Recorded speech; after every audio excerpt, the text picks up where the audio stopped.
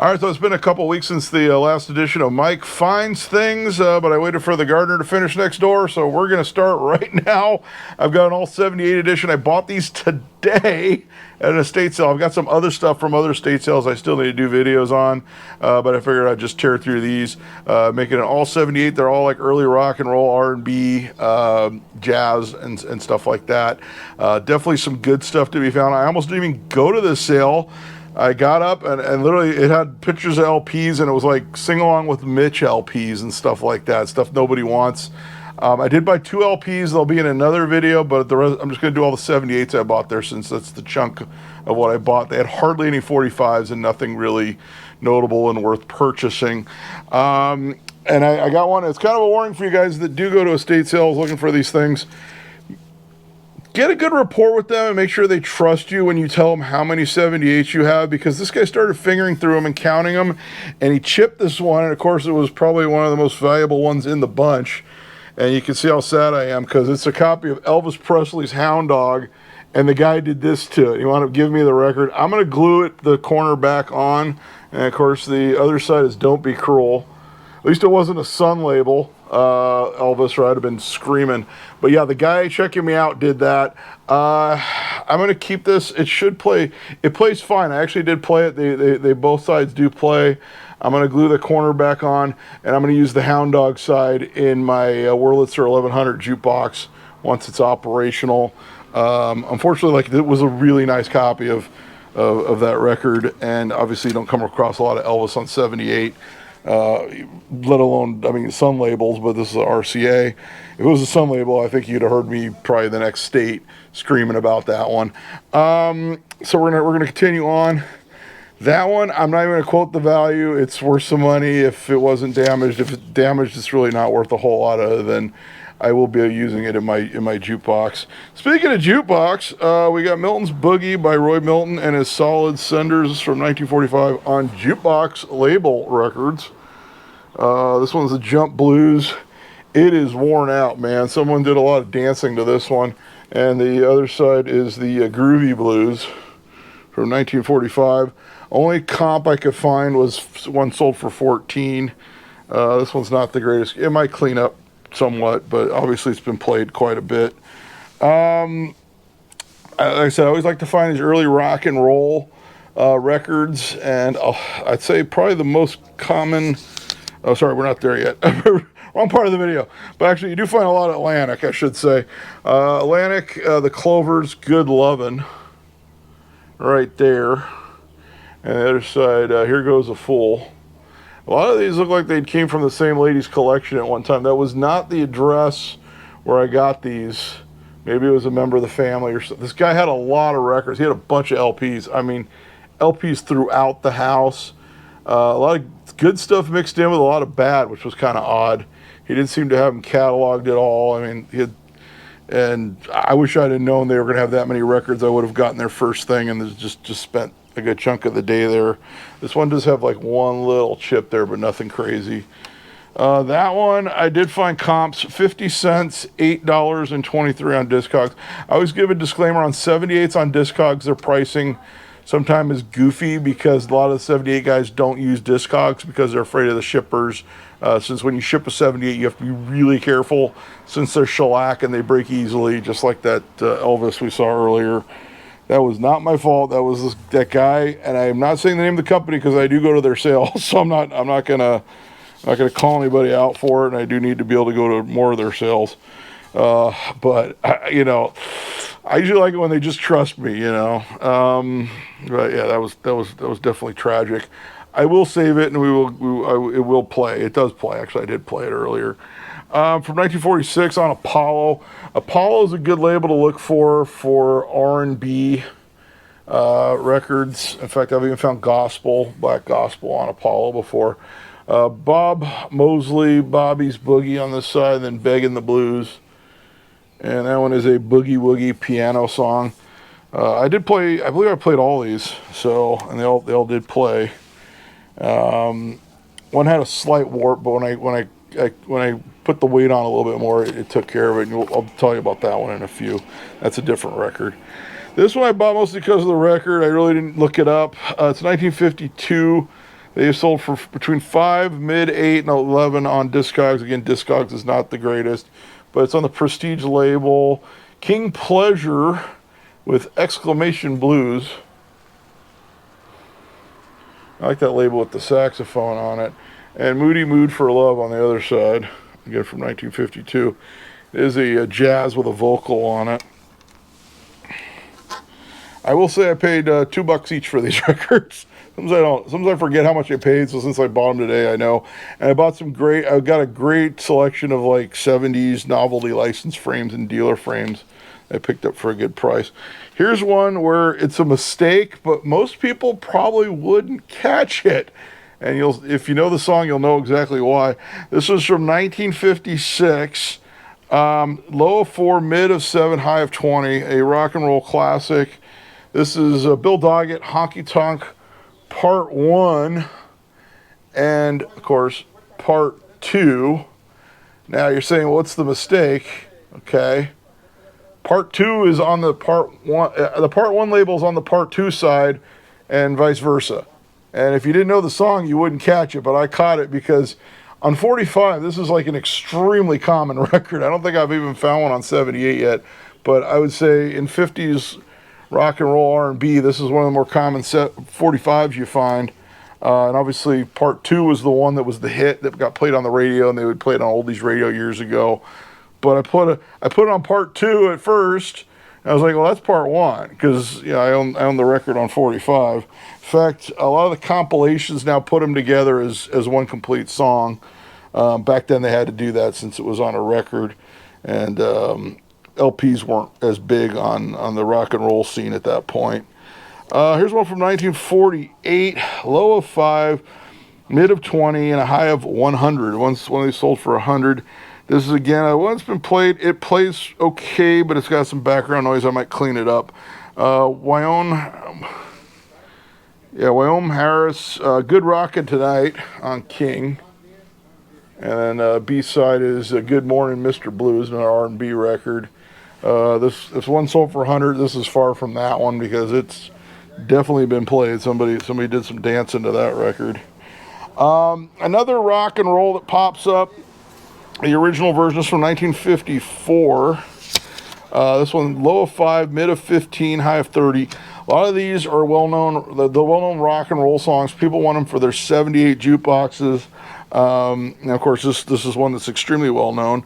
This is Shaboom, the original version by the Chords on Cat Records, with Little Maiden on the other side.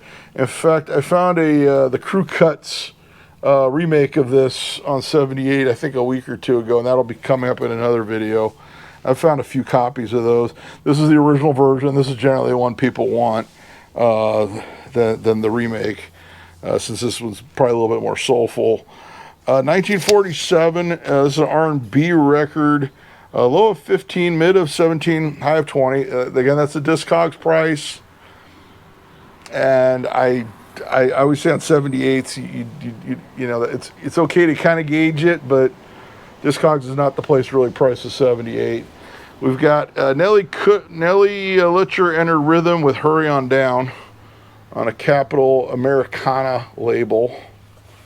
And I find that label sometimes. They did a lot of country stuff too.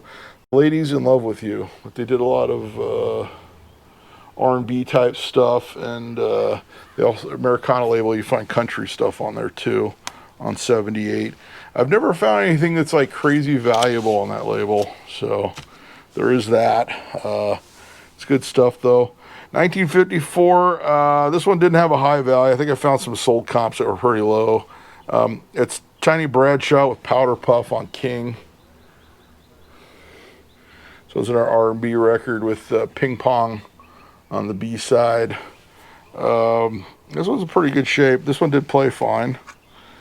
So this next one from 1954, couldn't really find a value on it. I bought it because I like Louis Prima. I don't remember ever coming across a Louis Prima 78 on Jubilee before. I probably have, but I just didn't remember. Man, dig that crazy chick. This is 56. This one came out. This one's low of 3, mid of 7, high of 24. And Non-Cha Shame on the B side. on a pink label Jubilee 78. See a lot of those pink label Jubilees, a lot of doo-wop on those. Then we see that one's Louis Prima, but you do see a lot of doo-wop. Okay, we got 3 records from the same artist, and I would say of the rock era stuff on 78, at least locally for me, this is the artist I find the most often. And you kind of try to guess who it is. I don't know. But they're all from 1956. That's another hint. And they've all got blue in the title. So that's a dead giveaway. It's Fats Domino. We got My Blue Heaven. Low of 3, mid of 7, high of 24. And I'm in Love Again on the B side, which was also played on the radio. So on Imperial label. These are really nice. These played really well when I played them. Another one from 1956, low of 3, mid of 10, high of 25. Again, people want these for their jukeboxes. They want that 50s rock and roll. We got Blue Monday. And we've got, on the other side, What's the Reason I'm Not Pleasing You? So, and all 3 of these are on Imperial. And another Fats Domino, and I think you can kind of guess what that one is. It is Blueberry Hill. That one with blue in the title. And Honey Child on the B side, which was also played on the radio as well. So definitely some cool. I do have Blueberry. I got several copies. This is like probably my nicest copy, I would say. If not, it's up there. I picked them up when they're in good shape. I have a couple destroyed copies of Fats Domino 78s. This one I couldn't really find a value. I don't think it was really worth a ton. But it's Johnny Otis, Why Don't You Believe Me, on Mercury. And we got Wishing Well. Not the Terrence Trent D'Arby song, sorry. Also, Blue Monday wasn't the New Order song, sorry. So, oh, man. All right, so here's one. I think I put the 45 version in a video a couple weeks ago. I can't remember because I did find a copy of this on 45. It's more of a local record. It's Huggy Boy, Dick Hug from KRLA. What is a Teenage Girl? It's on Caddy Records. Unfortunately, the previous owner put their sticker right there. You can see the label on the B side, though. And the Teenage Girl theme. That's kind of like an instrumental track. This is kind of a novelty record. The 45 I found wasn't in the best shape. This one is super clean. And being a novelty record, it doesn't look like it was played very much. But I couldn't find a value on this, any sold comps. I did find on Discogs, there's like 3 people looking for it. One guy that says he has it. That's all it says. Like I said, this would be a local LA market thing. A lot of people collect KRLA memorabilia, and it's also, of course, Huggy Boy was big in the lowrider oldies scene. A lot of lowrider guys would listen to KRLA. So I think that's why it's sort of a local collectible. I really couldn't see it being really anything interesting outside of the LA market. I think it's cool because it's definitely LA radio related, KRLA related. But I didn't even realize it was on 78. In fact, I didn't even heard of the record until I found it. Oh, now we got a fast guy going by. Okay, he needs a muffler.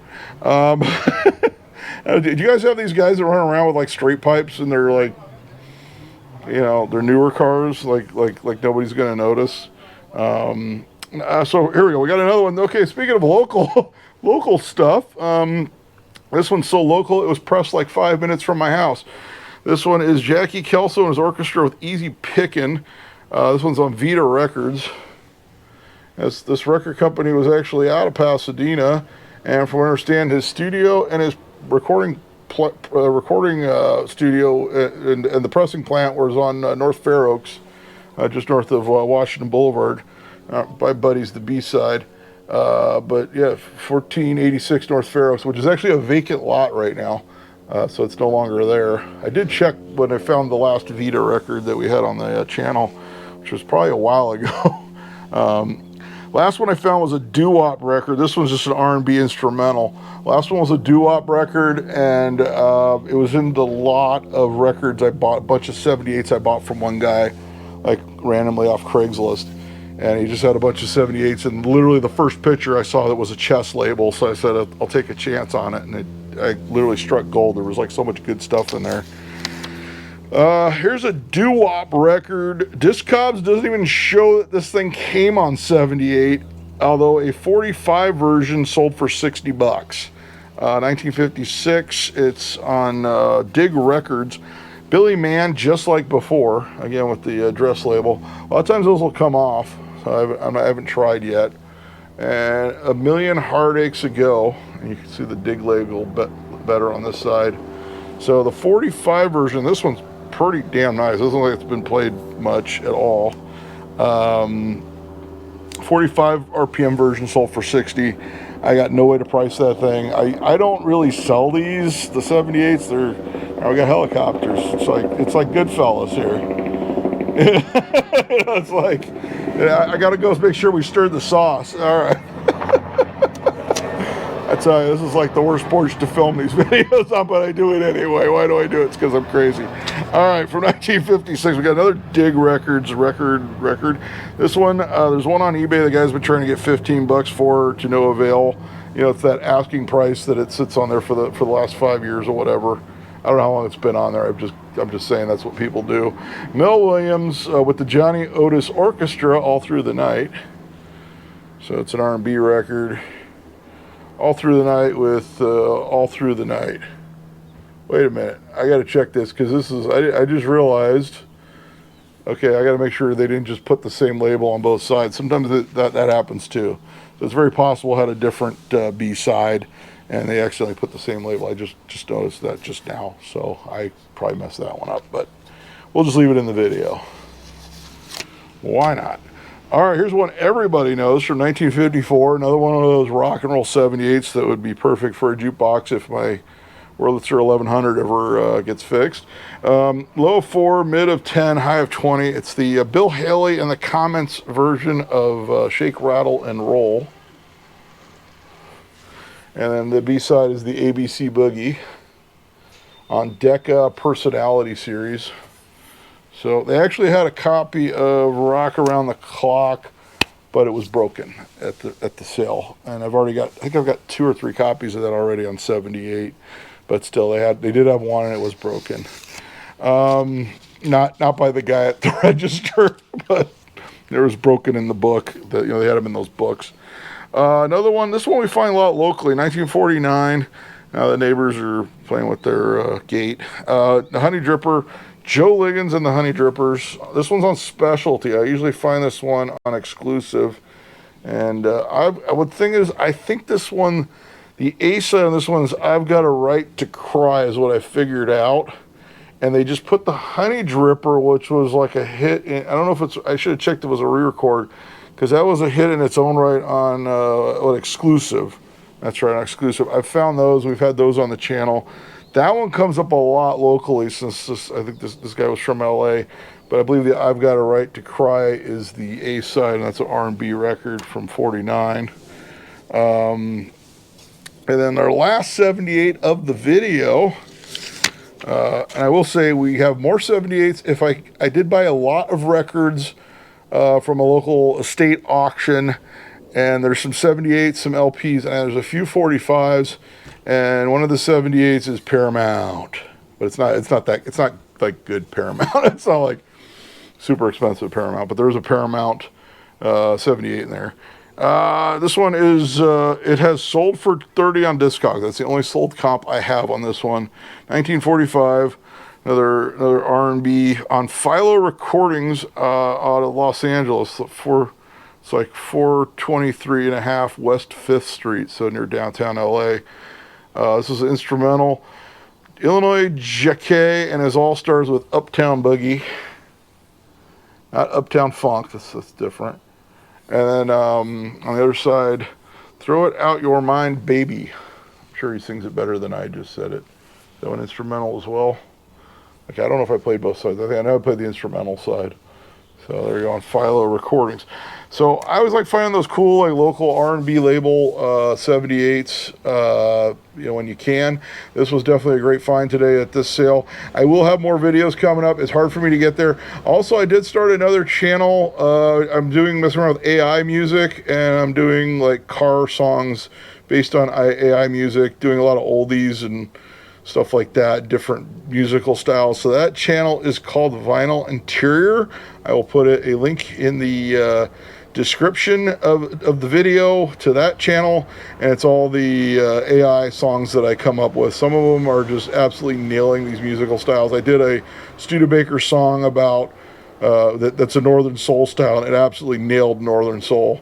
So check that channel out if you want to see what AI can do these days. And I've been really messing around with the prompts and figuring out how to get the music to sound proper. And a lot of times it glitches and it can be frustrating, but it's definitely worth a look to see what technology is doing, and that will be on there. And also I've got the car channel, which is my name, Mike Frankovich, and I'll be doing the Long Beach Automobile Swap Meet this Sunday, and we've got a lot of other great car shows on there. So make sure you like, make sure you subscribe, leave a comment about the video. I'm sure I'm going to get some comments about that Elvis 78, because that was just tragic. Fortunately, it's still playable. Not a total loss. Just, I mean, like, I was so excited to find it, and then the guy breaks it at the register. Unfortunately, it's not like completely broken in half or something. So until next time, I'll be seeing you.